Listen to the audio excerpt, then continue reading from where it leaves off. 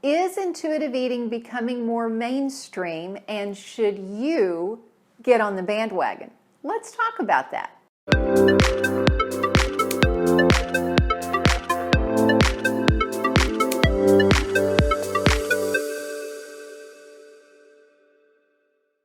Welcome, I'm Sheri Traxler with Vireo Life, author of Go Forward, 28 Days to Eat, Move, and Enjoy Life God's Way.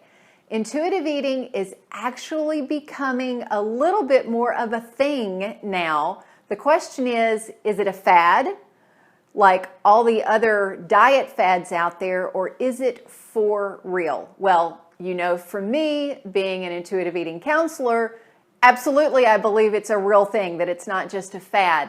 But let's go ahead and look into some of the ways it's showing up in the media, because it's getting more press now.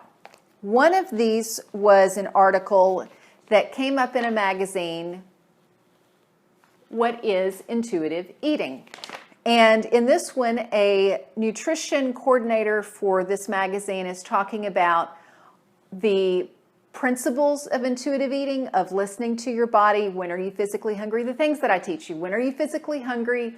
What is it that you really want to eat? Slow and savor, not eating with distraction, and then stopping when you're no longer hungry. Those are the cornerstones of intuitive eating. There's a lot more nuances to it that I teach you in some videos here and also to my clients. But this is in a mainstream magazine. Another one is, this was so fun, on the cover of People magazine. The woman in the middle, right there, she lost weight through intuitive eating, through listening to her body. Why does that work? Well, it's how our bodies were designed. You can trust your body. And in fact, that's going to be part 2 of this series, for doing a little 2-part series about intuitive eating. Part 2 that's coming up is going to be about my journey and relating to trusting and how that impacts resilience. But I'm getting ahead of myself. I'll get to that. But knowing that you can trust your body was designed to tell you what it needs, when it needs it, and how much it needs. And when you listen to that, you will get to the weight that is healthy for you.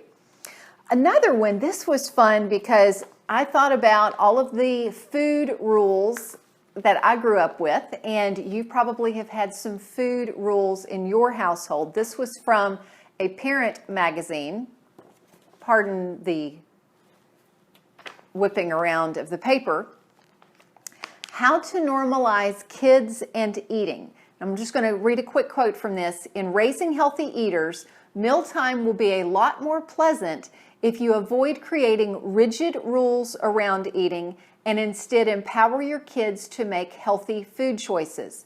And let me tell you, that is not only true for children, it's true for us as adults. When we have rigid rules around eating, it really begins to mess with our mind around food and our relationship with food, which leads us into part 2 that you'll get that video next, is how having those food rules not only messes with your relationship with food, it messes with your relationship with yourself.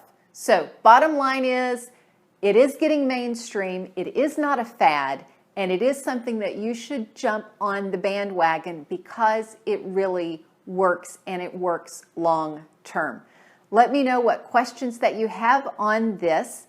And in fact, here's my little challenge to you, is what are your reasons for wanting to be an intuitive eater? What are your reasons for wanting to have a healthy relationship with food? Thanks so much for watching. Remember to subscribe so that you get all these videos, hit the notification bell, and until next time, find your path and fulfill your potential.